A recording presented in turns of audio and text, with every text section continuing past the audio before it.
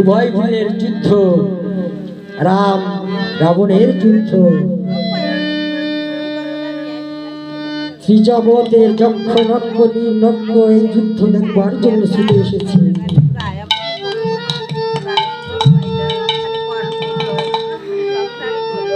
কিভাবে যুদ্ধ, রণমাদল বাজিল ধা ধা ধীরে ধা। আরে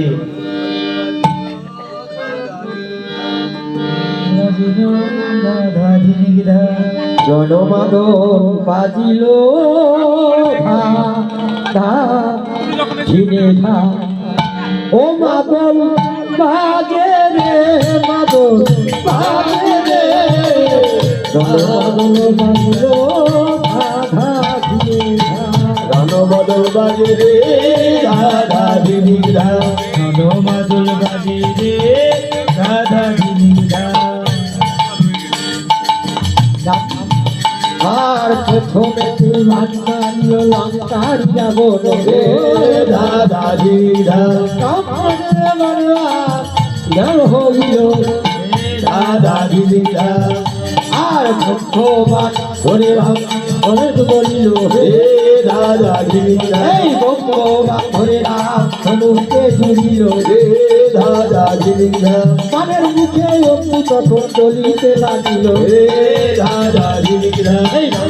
এই গুরুদেবের নাম স্মরণ করে রাম বাণ ছাড়িয়া দিল, হে রাধা ধীরে ধা, গুরুদেবের নাম স্মরণ করে রাম বাণ ছাড়িয়া দিল। হে রাধা ধীরে ধা, ছোট্ট ঘরে গিয়ে বাল পক্ষেতে পড়িল, হে রাধা ধীরে ধা, পক্ষেতে পড়িয়ে রাম কৃষ্ণ হল পা। হে রাধা ধীরে ধা, এই অচৈতন্য হয়ে পড় রাবণ ধরার মাথার হে রাধা ধীরে ধা।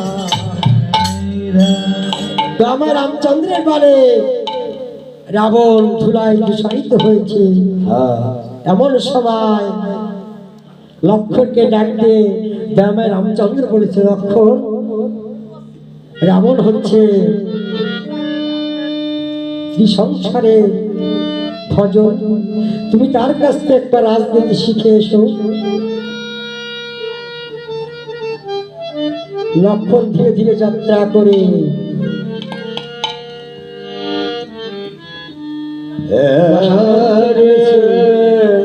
মহারাজ, আমার রামচন্দ্র আমাকে তোমার কাছে রাজনীতি শিক্ষা পাওয়ার জন্য পাঠিয়েছে, আমাকে কিছু রাজনীতি শিক্ষা করো। দশানন বলেছে, লক্ষণ, তুমি না ক্ষত্রিয়, জ্যেষ্ঠ থাকতে কনিষ্ঠে রাজনীতি শিখার কোনো অধিকার নাই, তুমি বলো রামচন্দ্রকে আসতে। লক্ষণকে বলেছে, দাদা, দশানন আমাকে রাজনীতি শিক্ষা দিলে না, তোমাকে দিতে বলছে। রামচন্দ্র আমার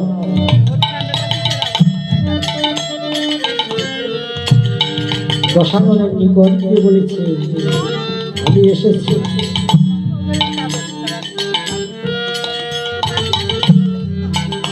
দশানন দুই চোখের জলে বক্ষ প্লাবিত করে বলেছে, প্রভু,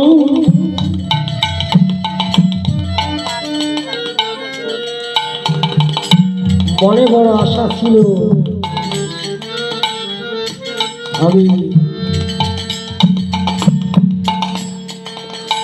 আমি এই জগৎ ছেড়ে যাওয়ার পূর্বে তোমার ওই রাতুল চরণ দর্শন করব।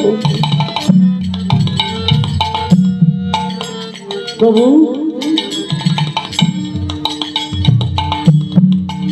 তুমি তো সবই জানো, একটু পরে আমার হয়তো জীবন থেকে পালো পাখি উড়িয়ে ভবন আমি জানি প্রভু, তোমার দেশে নীতির কোনো অভাব নেই, তোমাকে আমি শিক্ষা দিব। তুমি তো জানো করে এই ত্রিজগতে আমার ভজন করে জব আমার ঘোড়া ঘাসকার শনি আমার কাপড় কাছে স্বর্গের ইন্দ্র যেটা আমার করে মাথা তুমি তো সবই জানো। আমি মনে ভেবেছিলাম এই মর্ত থেকে সর্বপণ করো, আমি সোনার সিঁড়ি করব, আজ করব কাল করব বলে অকালে পরিণত হল, তা হলো না। প্রভু একটা কথায় বলে শুভ কাজ শীঘ্রং গতি অশুভস্য কালহর। প্রভু শুভ কাজ যত শীঘ্র করা যায় তত ভালো, অশুভ কাজ যত বিলম্ব করা হয় তত ভালো। প্রভু একটু পরে আমি হয়তো এই জগৎ ছেড়ে চলে যাব, তবে চলে যাওয়ার পূর্বে তোমার ওই রাতুল চরণ আমার এই মস্তকে ধারণ করো প্রভু। তোমার ওই শঙ্খ চক্র গদা পদ্ম চতুর্ভুজ ধারী আমার স্তকে ধারণ করো। তোমার ওই রূপ দেখতে দেখতে আমি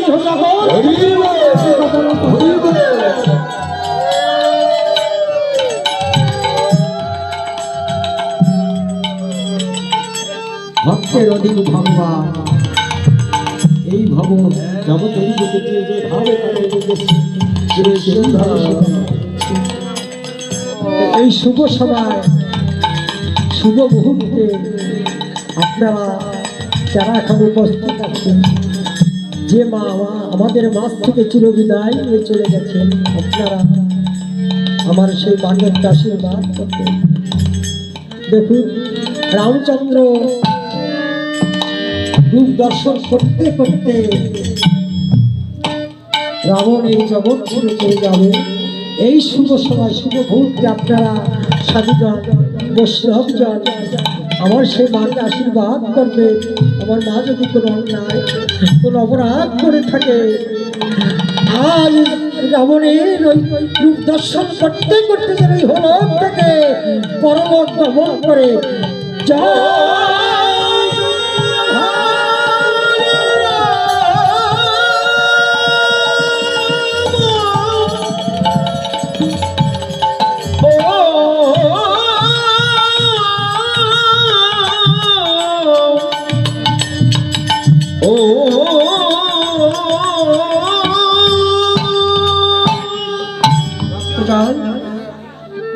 আজ রামায় রামচন্দ্র মুখ দর্শন করে রাবণ উদ্ধার হলো, আমার মা দেহ থেকে প্রাণপটে উদ্ধার হলো। এখন আমরা বিদায়ের পালা। যে স্থানে হয় রে মধুর রাম নামের ধ্বনি, সে স্থান হয় অমৃত নগরী।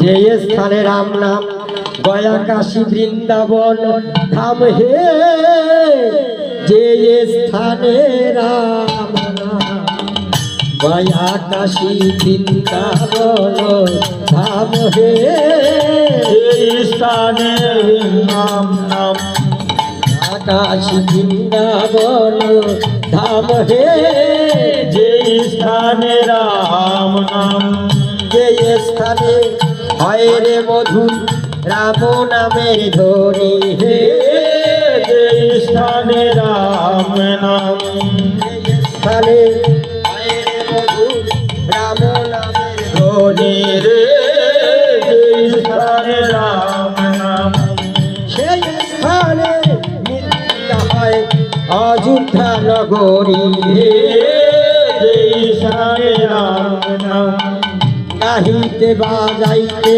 যত অপরাধ করি হে, যে স্থানে রাম নাম সব অপরাধ ক্ষমা করো অযোধ্যা নগরী রে, যে স্থানে রাম নাম সব অপরাধ ক্ষমা করো অযোধ্যা নগরী হে, যে স্থানে রাম নাম জয় জয় রঘুপতি রাঘব রাজা রাম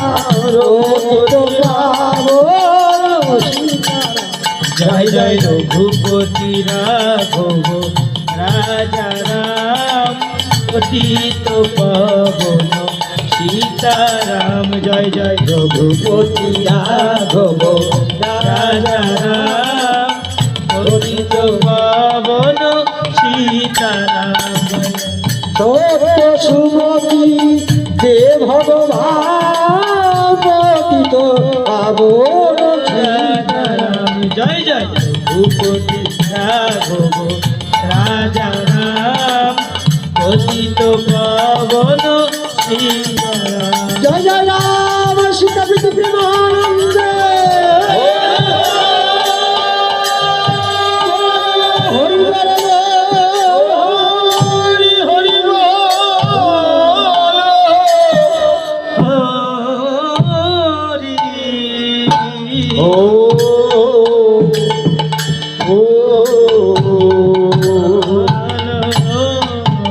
হরি